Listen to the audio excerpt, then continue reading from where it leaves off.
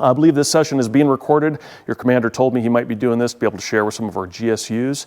So again, for the folks on the other side of the camera, how you doing? I'm Brock from Cobra Clinic here at Aviano Air Base. So without further ado, let's press. You got the clicker? Look, you got a clicker too. Awesome. All right. Again, what brings us here? I always start my classes with a little summary of what we're going to talk about and understanding the context of why we're here. So here you go. I'll let you read. I don't need to read it to you.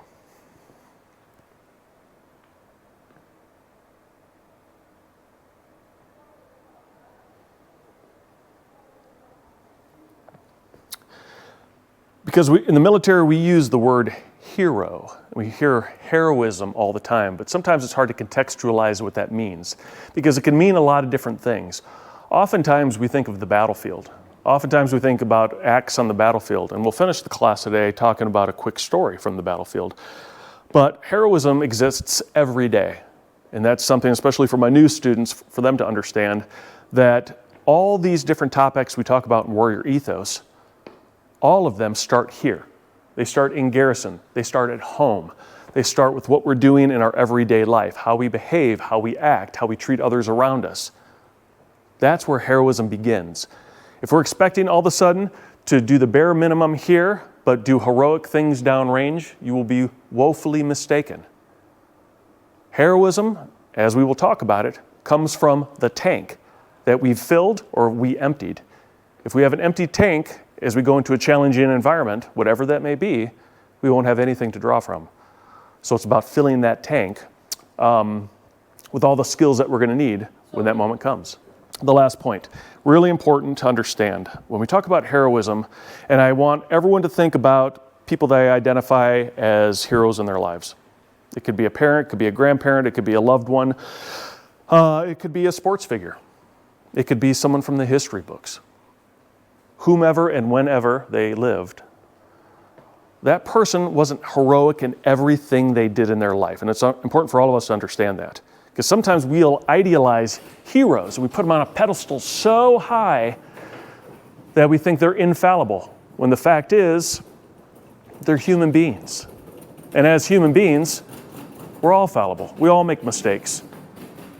We all make bad decisions. We all use poor judgment, right? So it's understanding that we gauge our heroes. And we'll talk a little bit about that as well, because we have to make sure that the people that are heroic, sometimes they're heroic only for a brief moment in time.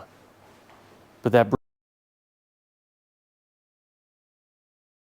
brief moment in time that makes all the difference in the world.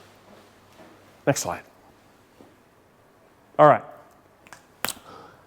Who's heard about the Battle of Thermopylae? All right, tell me about Thermopylae. So there's the Greeks and I believe the Persians. Mm-hmm. Yep.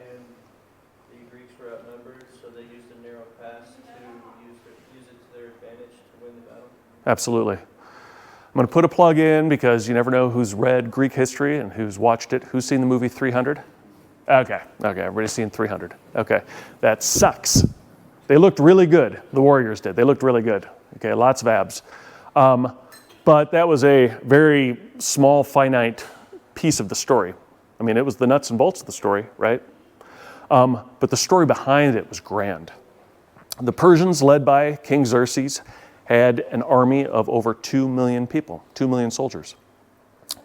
What the Persians did is they would conquer a land and conscript all the soldiers in that land, that country, make them fight for him. And then they went and conquered more land and more land and more land. And eventually they were coming to Greece. And Greece really is just one big peninsula. There's nowhere to run, there's nowhere to hide.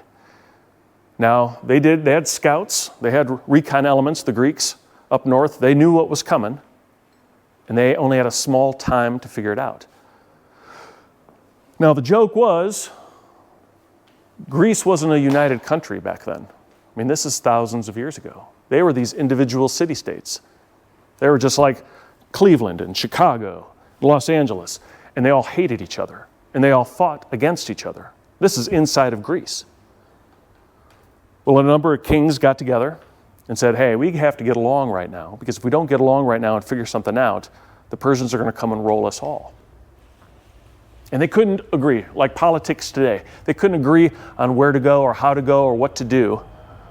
So in this little city-state called Sparta, their king, King Leonidas, again, this is all truth, he said, we'll go. We'll slow them down. And they scoffed at him. They're like, you and who? He says, me and my Spartans. And through the story, and if you've seen the movie, you understand, and again, this was factually true, King Leonidas only took soldiers that had families, specifically male children that could pass on the name, because he knew this was a one-way trip. And so along the way, he did indeed take 300 Spartans with him, and along the way, they picked up the equivalent of National Guardsmen from different city-states who volunteered. So it ended up being a few thousand, roughly the size of this airbase. And they're like, where are we going to hold off? Where can we slow down an army of 2 million warriors?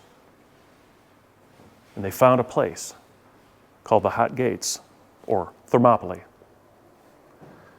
So,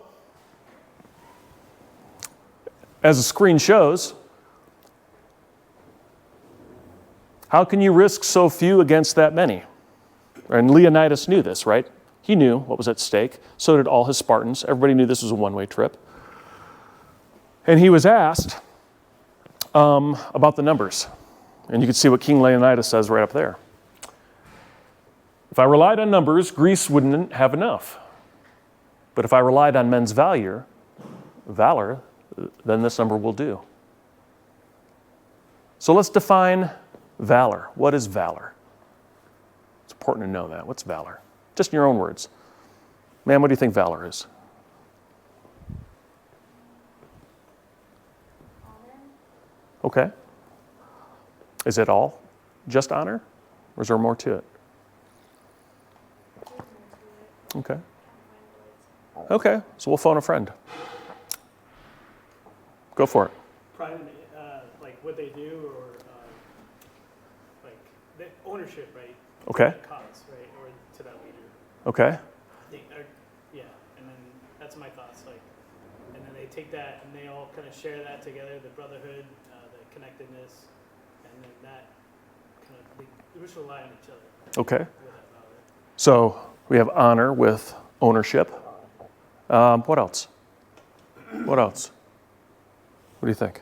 Willingness to fight for what we believe to actually be like a better future. Okay. A reason to have a fight. Okay. So a solid, noble reason. All right, I'll buy that. Absolutely. So when they were faced off against the Persians at Thermopylae, King Xerxes of the Persians tried to end it peaceably. He said, hey, King Leonidas, come join us. King Leonidas is like, no. He's like, no, really, we'll make you rich. You know, you can raise your families in peace. We'll actually give you some land once we finally conquer Greece. It's all yours. No bloodshed here today. Everybody else is rolled over. Why don't you roll over too? Obviously, you're not going to last against all of us. He said, no. And he said, please just lay down your weapons. King Leonidas responded with those two words, molon labi. What does that mean? Come and get him. And the fight began. So we're going to break, go forward ahead in 2,000 years to the Battle of Britain. Who can tell me about the Battle of Britain? This was only 80 years ago, a little over 80 years ago. You can tell me about Battle of Britain.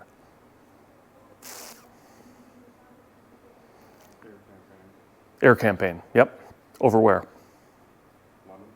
Why? The English Channel. Mm-hmm. And why was a battle fought over England, over London, and over the Channel? That was the last state that the Nazis didn't conquer. Yeah. So this is the modern day version of the Persians trying to grab Greece, right? So you have Nazi Germany. They had to get this little island nation, which isn't quite that little, called England. But they were a big monster. So, but they had to soften it up before they did an amphibious landing, before the Germans landed their boats on English beaches. So, like anything else, we're in the Air Force, we understand this, we got to soften up the target a bit. So they sent the Luftwaffe to bomb London indiscriminately and to take out as many of the aerial threats that they could. The actual battle itself lasted about 2 months. And if you know anything about the Royal Air Force, and this is why we should have a lot of pride being in the Air Force, right, is we're sending up these young people to fly airplanes that weren't as good as the Messerschmitts to fight to the death. And the RAF, the Royal Air Force pilots, kept going up, going up, going up, sometimes flying multiple missions a day. They would just come land, get some gas, grab a beer, get back in the airplane, and take off. Day after day. The Germans kept coming. The Brits kept going. At the end of the day, the British realized there is no way that they can conquer the island of Britain. They can't get past the Air Force. Which led Prime Minister Churchill to say these amazing words. Never in the field of human conflict was so much owed by so many to so few. The overall feeling was if England would have capitulated, if England would have gave it up, if England would have taken the terms that Hitler gave and said, hey, you know what, just don't wreck any of our stuff, man, we'll work for you. If they would have done that, we may not have won World War II. The fate of the world rested on the shoulders of airmen. From the ground crews to the supply folks on the ground, the logistics, getting those airplanes up in the air. Never before has so much been owed by so many to so few. Kind of like in Greece, right? So now this goes back to heroism. What is heroism? Why is it important? Next slide, buddy. All right.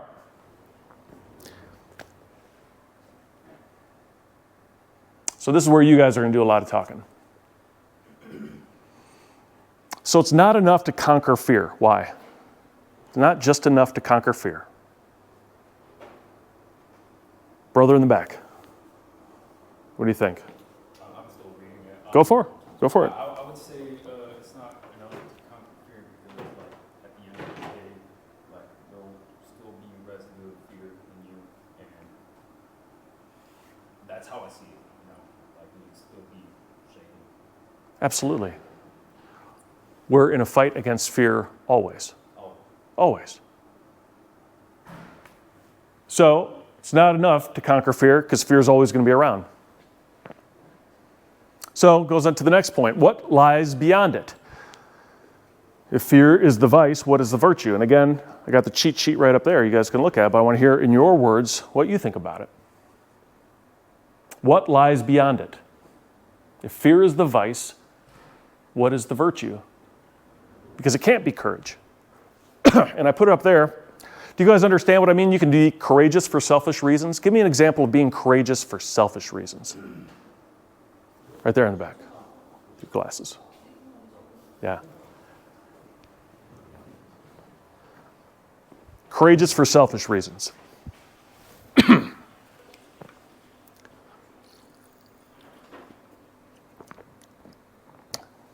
you need to phone a friend, you can phone a friend. Okay. Pick someone. Right on. They could set something up to make it, like, set a bad situation up to make them look better. Okay. Certainly. Yeah. I mean, there's plenty of examples of that. Give me another example. It's important we understand this, right? Important we understand this. And I'll show it more on the next slide. There'll be a better definition of what I'm looking for. But how, or can you be courageous for selfish reasons? Yes. How? Yeah. I think you could be courageous, like, for a pat on the back, basically. Like, Very good. Yeah, absolutely. And we see it, right? We see it. I absolutely, again, I've been doing this over 20 years. I absolutely believe, certainly in this day and age, we have to make sure that we're recognized for job well done. Our leaders should recognize us, our peers. As a peer, I make sure I recognize the folks that do good work. That's something we should always get in a habit of. That's good stuff for all the right reasons. And certainly, we'll be told from time to time, hey, put in a packet. You've been doing real good work. Put in a packet for the quarterly award. That's important. It's important. But then there is a point, and I've had to counsel a lot of officers that have worked under me, as well as enlisted folks. I'm seeing your name all the time, every quarter. I'm seeing your name. I'm seeing your name. I'm seeing your name. Are you putting your folks in for awards?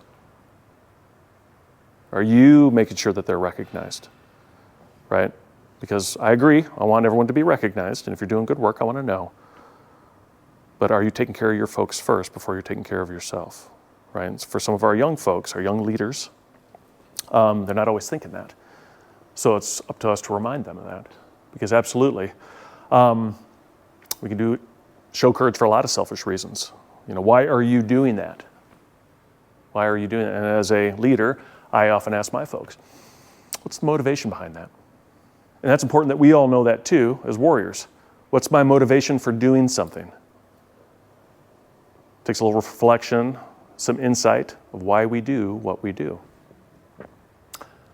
Okay, I'm a social worker, so obviously I love the next point. The opposite of fear is not fearlessness, right? Because fear will always make itself present, always. Whether it's, hey, I got to go talk to my supervisor about a really tough topic. I got to have that tough decision or discussion with my significant other. Or I have to do something with far more weight, perhaps. And it might cost myself or someone else their life. So the opposite of fear is not fearlessness. So tell me about what I do have up there. Why is the opposite of fear love? I think for me, love is a stronger emotion than fear. It gives you more purpose behind, and it gives you a reason to conquer your fear and overcome it. Okay, I love that. Completely agree. What else? What else? Why is the opposite of fear love? What does love do for us? What does love do for us? Connection. Okay, how so? Connecting you to someone else. Okay, in what way? Emotional way. Okay, Feeling cared. okay. Do we have to be romantically intimate for you to love me? Do I have to know you to love you?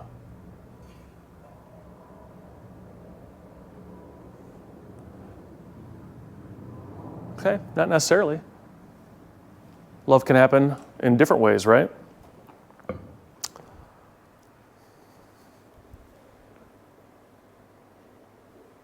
Tell me about love for what is vulnerable and weak. Why is that important? Yeah. It gives you strength. How? Pull it from those things that are because you know they need to be in that sense. Say that again, because that was important. You identify what's vulnerable and weak Ah. because you know that's what needs to be defended. Okay. That's what gives you strength. Okay. What does that look like here in Garrison? What does that look like here on base in our day-to-day world, in our day-to-day life? For me, it's my work family. Okay.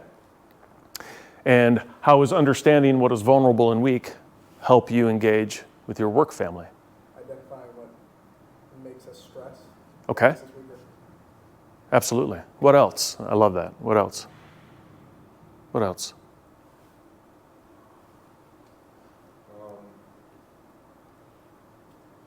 I think it brings us together. Okay. Brings us together. How so? If you learn about somebody and what's stress, what makes them stress, I think grows a bond, brings you together.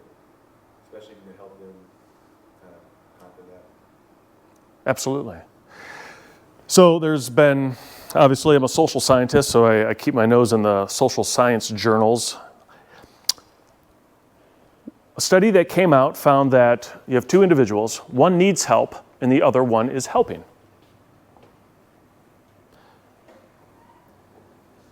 You would think that the one that is receiving the help would be more indebted and more invested in the human being that's helping them. Right? Out of appreciation, out of gratitude.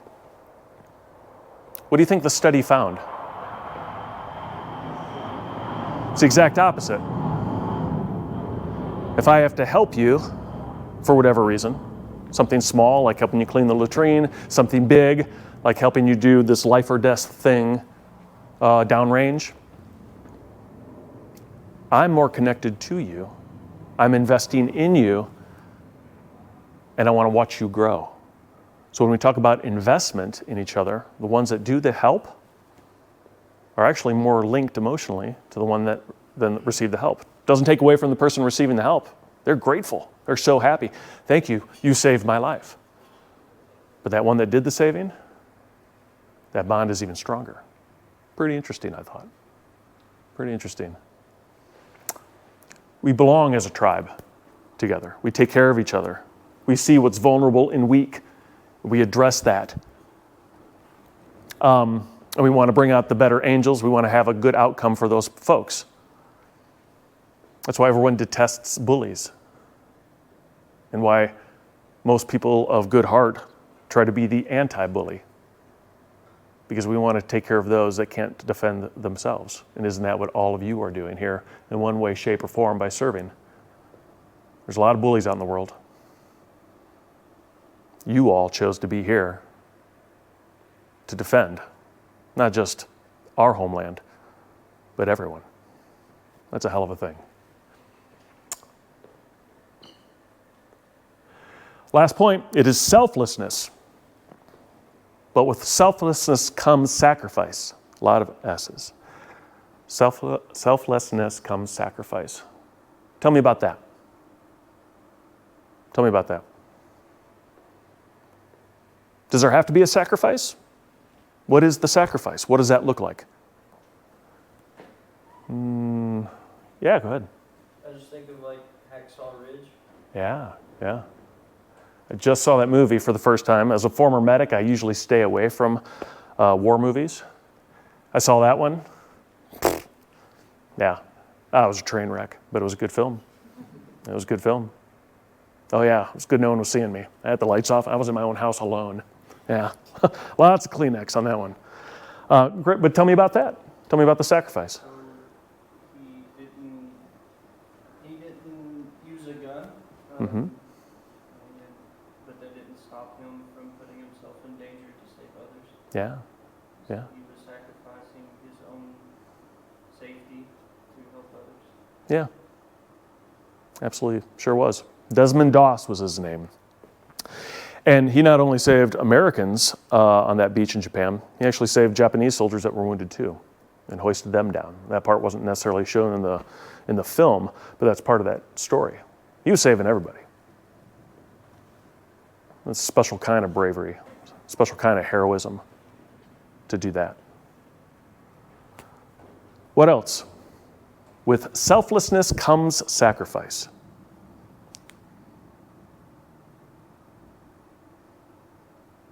Who's heard of the British Special Air Service, the SAS? Okay, who knows their motto? Best motto of any military ever, in my opinion. 3 words.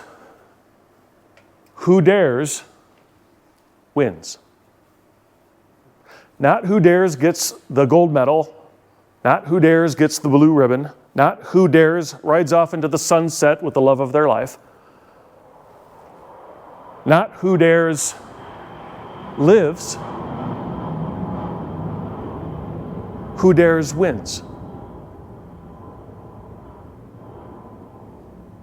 As we talk about heroism, I think we can all agree that one of the operant definitions of heroism is selflessness. There has to be an element of selflessness. There has to be something we're willing to sacrifice, something where we make it about others, not about ourselves. Putting ourselves at a disadvantage, right? So the weak and the vulnerable can succeed or thrive or just live. Who dares wins. But in order to do that, to be selfless, more often than not, we have to sacrifice something. Whether it's our safety, maybe it's our reputation, maybe it's love. We have to give something up to be selfless. Our time, just here in Garrison, giving up your time, working an extra shift to help out a buddy, that's a sacrifice. But the SAS would say, you have to dare to do those things. We can play it easy and be back. Just punch in, punch out, do the bare minimum, right? Not really fill that tank full of anything. Or we could do a little bit more. We could step forward. Selflessness means we have to dare. We have to risk. And again, like in Thermopylae, like the Battle of Britain, like other battles have been fought, both here in the homeland or back in the States in the homeland or on the foreign fields of battle, there was absolute risk. And someone had to step forward. Groups of people had to step forward. They had to dare. And there comes the valor. You do have to go, especially as warriors. We do have to go. We will be called to go. There's a number of us that have gone before into harm's way. You don't have to come back. Do we dare to do that? This is the root of heroism. Who dares wins. Next slide, sir. Okay. This goes back to courage and the reason why we're using courage. I'll let you guys read that. Let's talk about hollow courage. What do I have written up there? What do I have written up there? Dying on the wrong hill. Dying on the wrong hill. What is dying on the wrong hill? You've maybe heard it. Certainly the longer you've been in the military, you've heard it. What's dying on the wrong hill?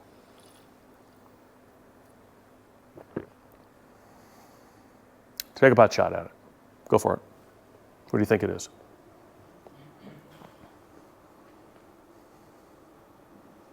So dying for, or not really dying, but like Mm-hmm.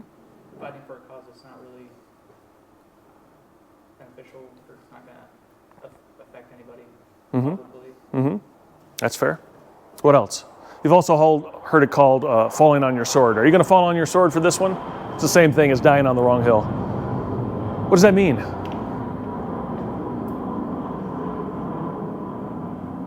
How many of you get pissed off, either at work or at home, life?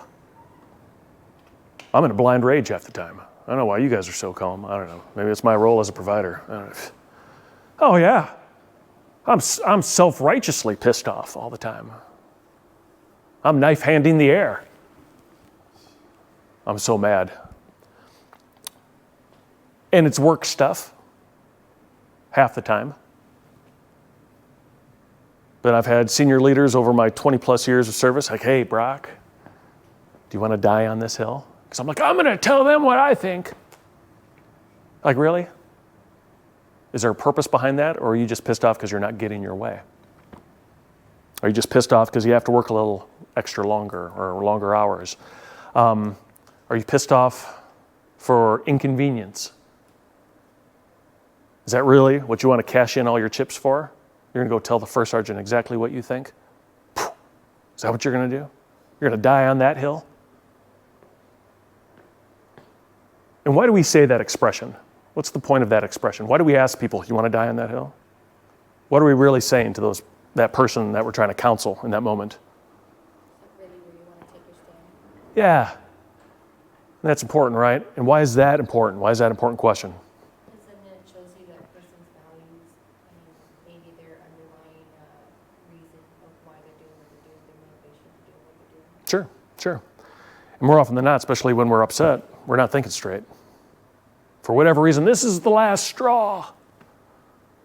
Is it the last straw? Is there another way we can handle this? This goes back to heroism too. And I think, that last statement says it all, but we'll come to that in a second. Okay, so let's talk about raw courage. For those of you that have had the class at the very beginning, we talked about Hercules, right? And Hercules was faced with a fork in the road. Who remembers what his options were in that fork in the road? Who remembers? Right? He was whistling along, got to the fork. I think it was the goddess of truth was there, and she was the one that offered him the two paths. Who remembers the paths? One was easy, one was hard. What was going to happen with the easy path? Does anybody remember? He's going to be TikTok famous. He's going to have money. He's going to be, 1 billion likes on YouTube every day. He's going to go to parties. It was going to be this lavish life without any struggle at all. Then there was the hard road. You are going to suffer.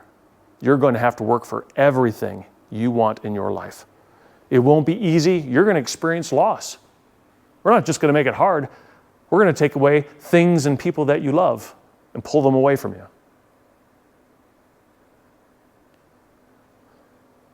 But when you die, and you will die, you'll die with honor. Hercules chose the tough path. I surmise all of you were given the very same option. You could have all stayed back on the block, right? You all got friends. Some went to college. Some got good paying jobs. All of them don't have to wake up at 0 dark 30, put on a salad, and go do heavy and hard things. They don't. You do. And you get paid a fair wage. But maybe your friends back home, they probably get paid a lot more. You have to do things, you have to go places, sometimes with a little warning, sometimes with a little explanation. You can't just call in. You guys are just like Hercules. You want the easy road? Or you want the hard one? You all chose the hard one. Why? Why did you choose the hard path? Sure as hell wasn't the food. And don't tell me world travel. You could save up enough money and fly somewhere else. Why? Purpose? Tell me about purpose. Sure. Yeah.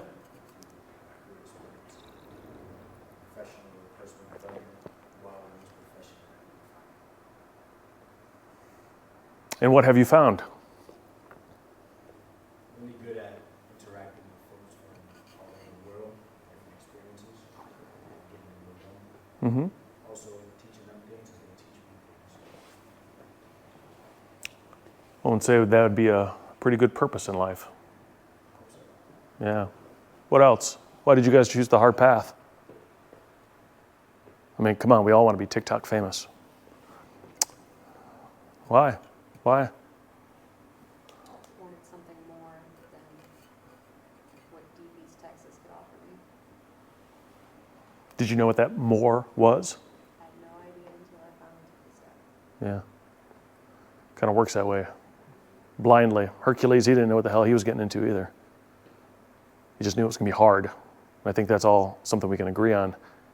We knew the day that we hop on that bus, we got people in Smokey Bear hats screaming at us for no reason at all. It's like, bro, you don't even know me. But here it is, all business. It was hard from day one. Absolutely. So we're all walking down this path now together.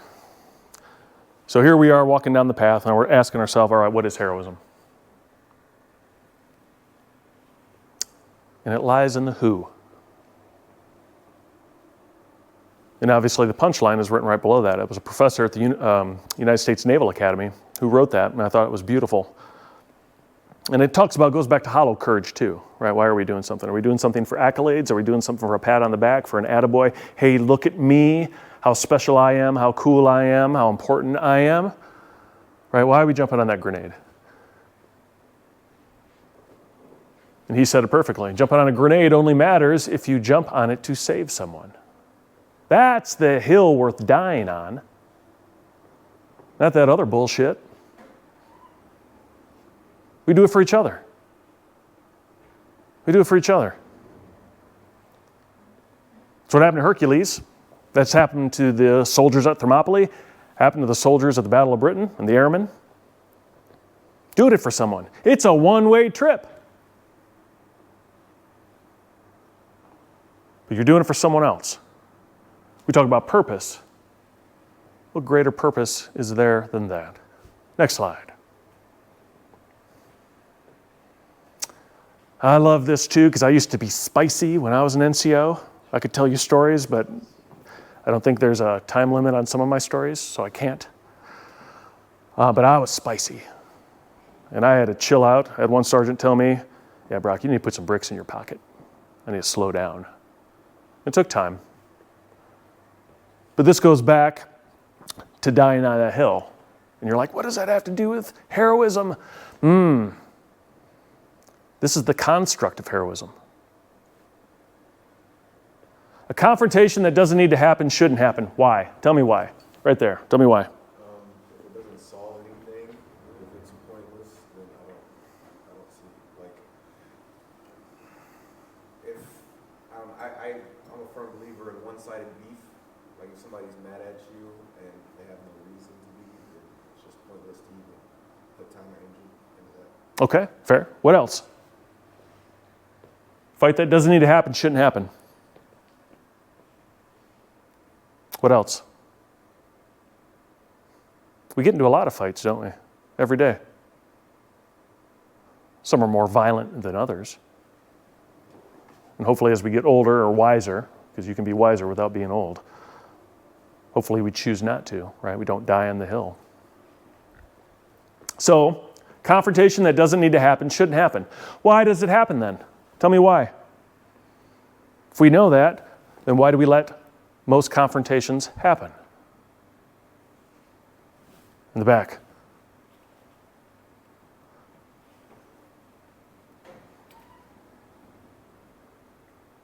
I'll call a friend. I'm trying to understand the question still.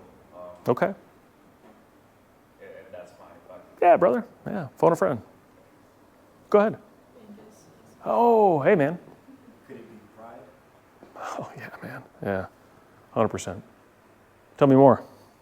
So, I don't know, when I hear a confrontation that doesn't need to happen, shouldn't happen, a lot of the times it can cause a mental surface with yourself. You start to think like, well, why are they mad?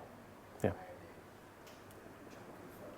Versus, if I already know I didn't do anything, I didn't do anything. But, no, I'm going to ask them why, I'm going to press them back because of my pride. Yeah. Talk to me. For sure, for sure.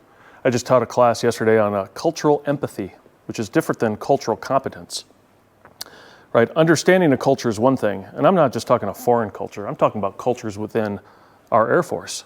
There's lots, right?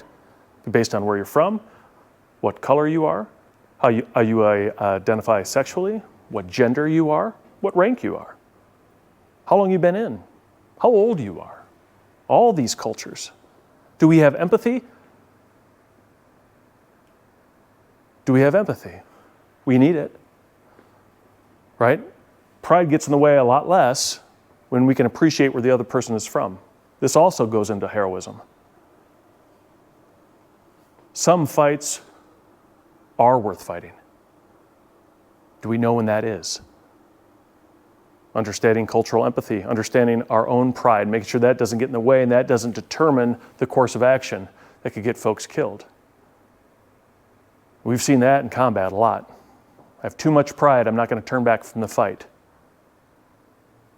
Volumes have been written about military leaders who've made the wrong call because of pride. And warriors just like you have paid that price. Some fights are worth fighting. June 6, 1944. Did everybody go to General Clark's briefing? He talked about D-Day, 80th anniversary. That was a fight that had to happen. And more people died, more Americans died on the beaches of Normandy on June 6, 1944 than died in the entirety of 20 years in Afghanistan.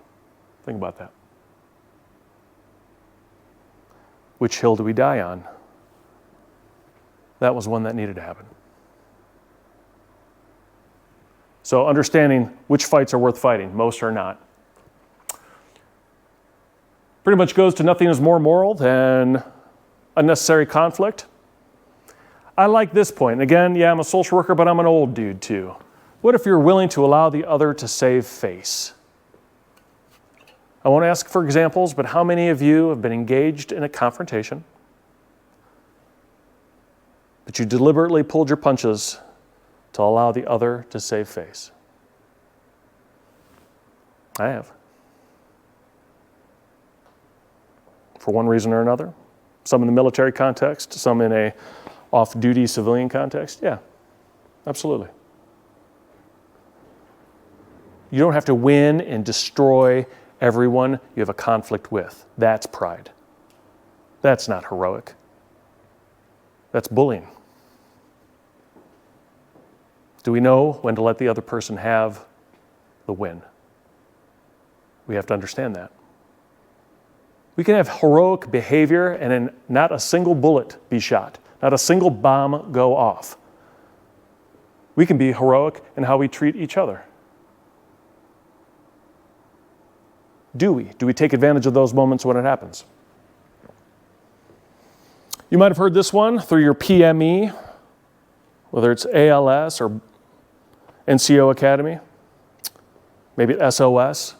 Discretion is the better part of valor. What does that mean? What does that mean?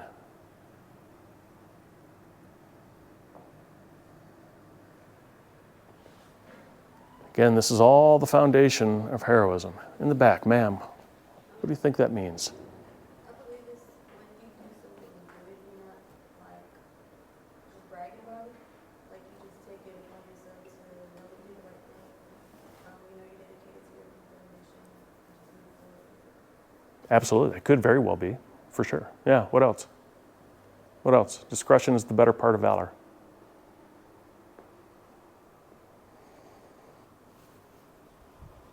I was in a gunfight in 2004. It was actually Memorial Day 2004, and it was real nasty.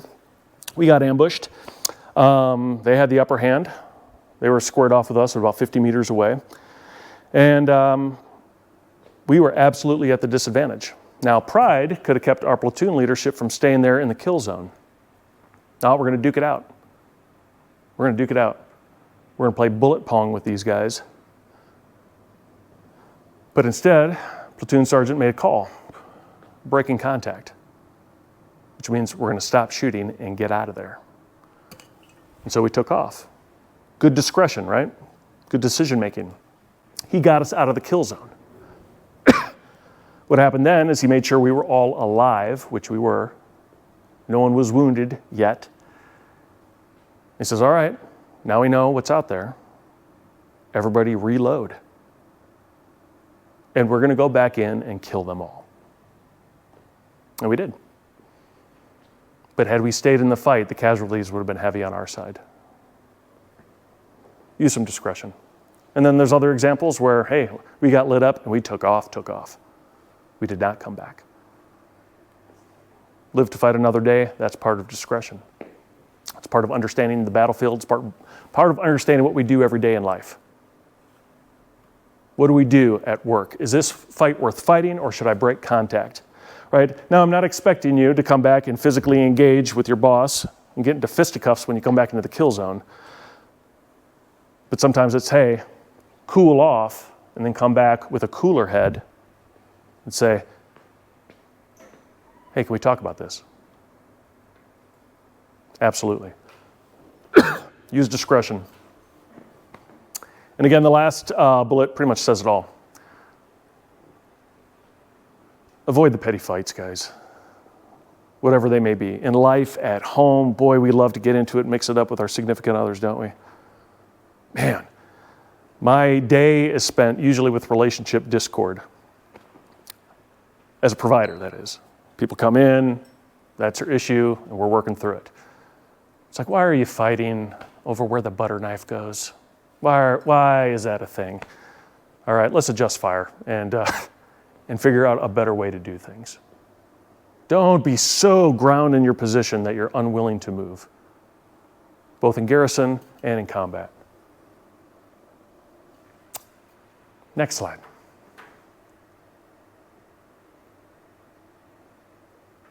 I'm not going to read through all that, being mindful of time here. We only got a few minutes left. Read that and let me know if you have any questions on any of that. I think the thing to understand is our heroes, whoever they may be, we do cherish them, but we absolutely punish them. Think of anyone you look up to. Chances are they had a tough story, just like all of you. Each of you have your stories. It wasn't easy for any of you. But sometimes our heroes had the toughest of all, and we love to torture them, whether it's in a story or we watch them on television. Especially in today with paparazzi, whatnot, sports figures, famous actors, other folks of high regard in our society, they have a camera on them all the time. We're dissecting them. Unfairly, but we are. A lot of judgment comes from that, doesn't it? Justin Timberlake just got picked up for DUI. The world is exploding. I mean, he's a good singer and all that. I mean, that's all that, but Jesus, man, let the guy deal with his own stuff. I don't know. But we see it all the time.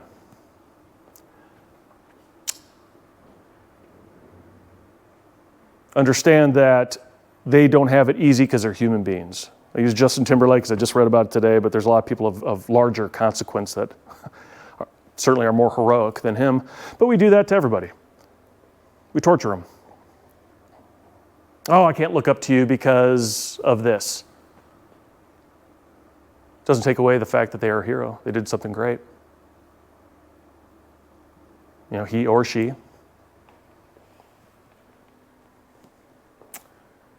Again, if I had more time, we would talk about what it means to go from mountaintops to deep valleys, but I think you guys get the gist. We are going to challenge you. You're already challenged in life, right? We've already decided you guys are like Hercules. You took the hard path, which is already the path to heroism. But it's not going to be easy. No one ever fully arrives. No one fully arrives. The question is, what do we do each day?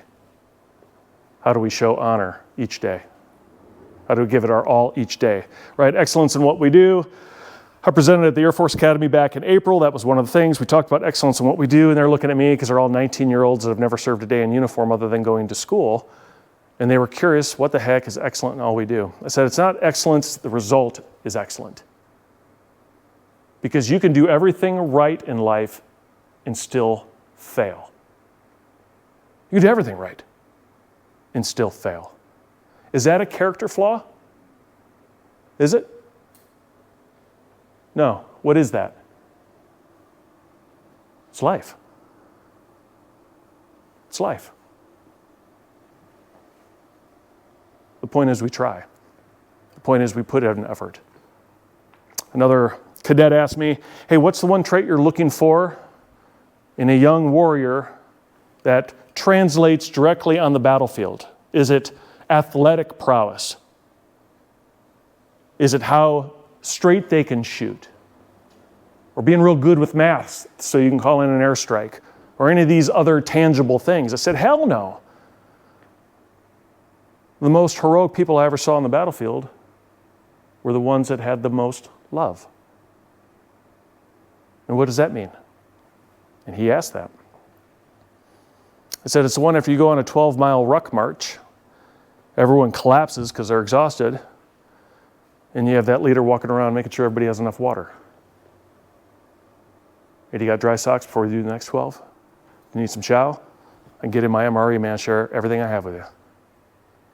That's what translates directly onto the battlefield. And that starts here. That just doesn't automatically ninja appear downrange or even out here on the ramp when things get tough. We cultivate it right here, right now. So what are we doing to fill that tank for that moment when it's called? Next slide.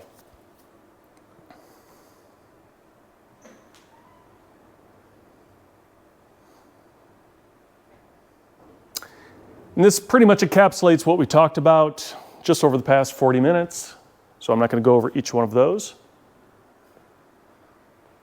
If you guys remember from my first class, we talked about James Stockdale. He was one of the longest held POWs. He was a Navy pilot.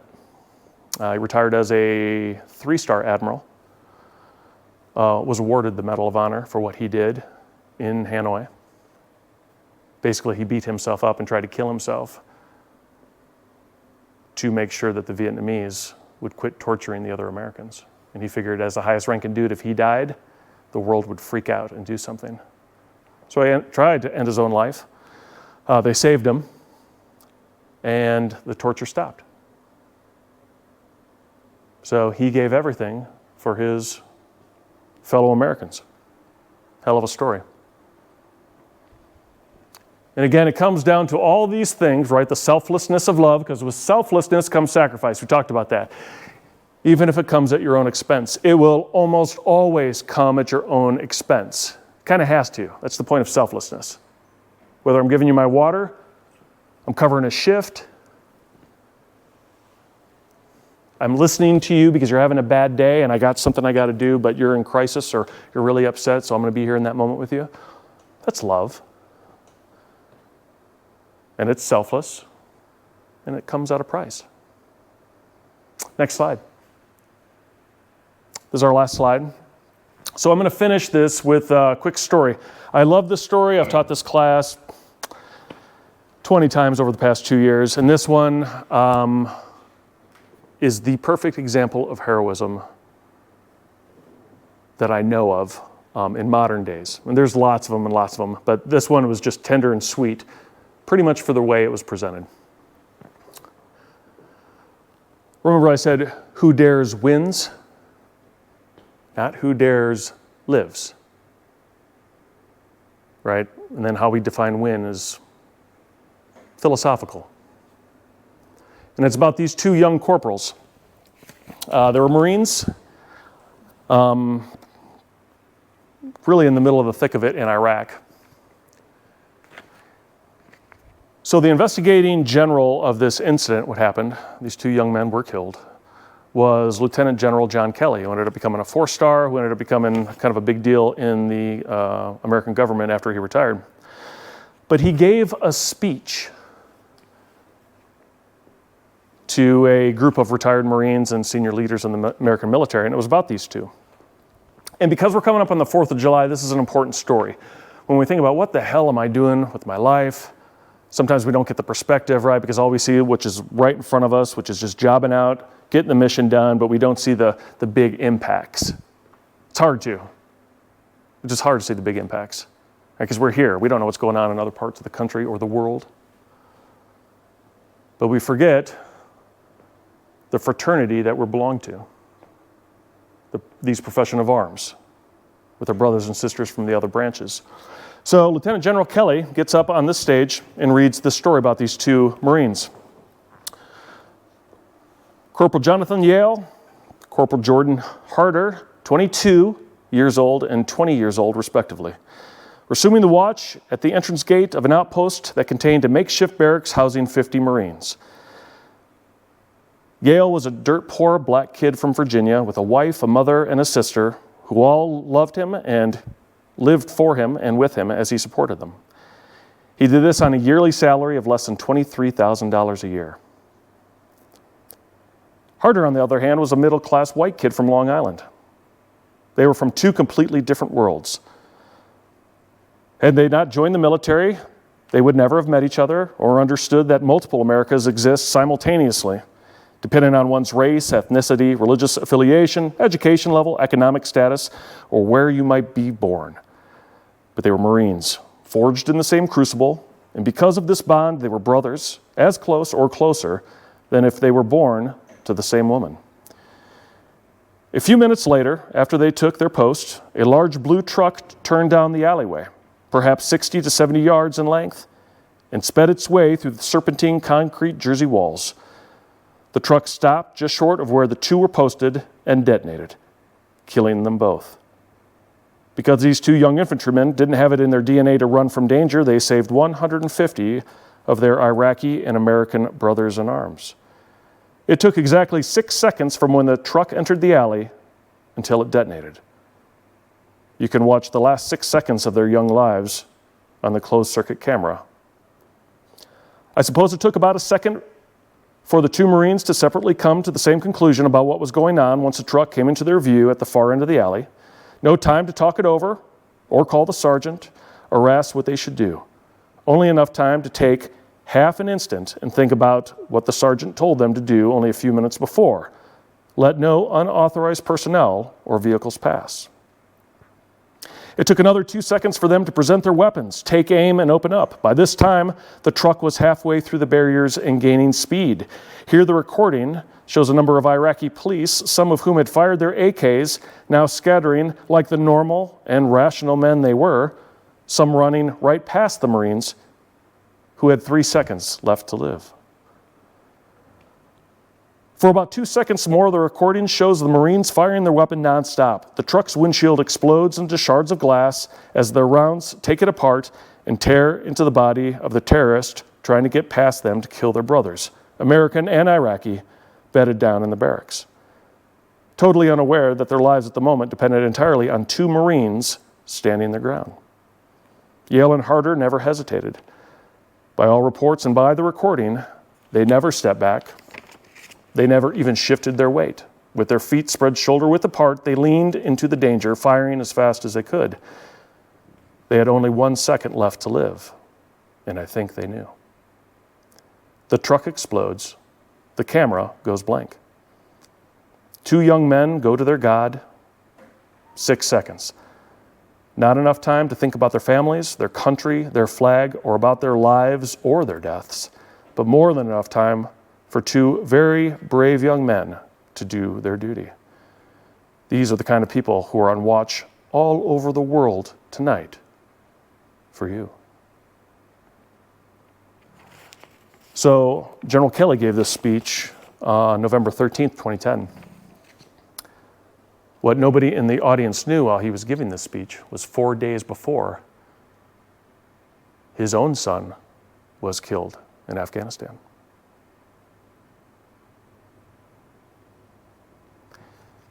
You all are of the same fiber and of the same cloth and the same background as Corporals Yale and Harder, each of you. Each of you chose the hard road like they did. Each of you chose to dare. Each of you chose to accept whatever mission comes through that door and to do whatever we're asked, we'll do. We don't know what life's in store. Those two young men, they had no clue, just like you guys have no clue, just like I have no clue. We have no idea what will call us. Question is, when courage does call us, how will we answer? So my charge to you is we can work on filling that tank. So someday when it is called and we need to give all we got, we have something to give because you all have so much to give. So let's work now. Let's choose to dare. Let's use our pride to our advantage, not our disadvantage. And above all else, let's opt to love. And it's amazing, if we do all those things, what will happen in the moments of truth that we find ourselves in, not just on the battlefield, but every day. Ladies and gentlemen, that concludes my briefing for today. Do you guys have any questions? All right. Well, thanks so much for your time. We'll see you next time.